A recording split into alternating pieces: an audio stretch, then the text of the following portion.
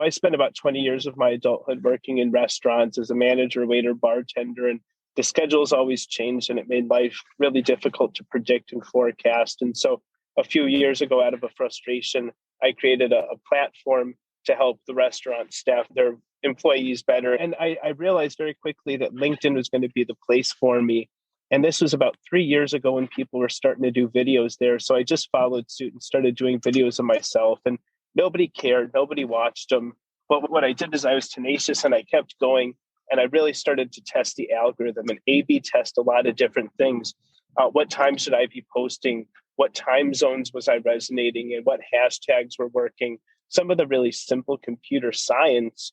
And once I started to apply my learnings of the algorithm with the psychology of the platform, which I'll go into in a minute, which I think is just such an under-leveraged subject matter, that's where I started to get the attention and the views and the awards and the podcasts and the PR and ultimately the customers and then the investors and then the team.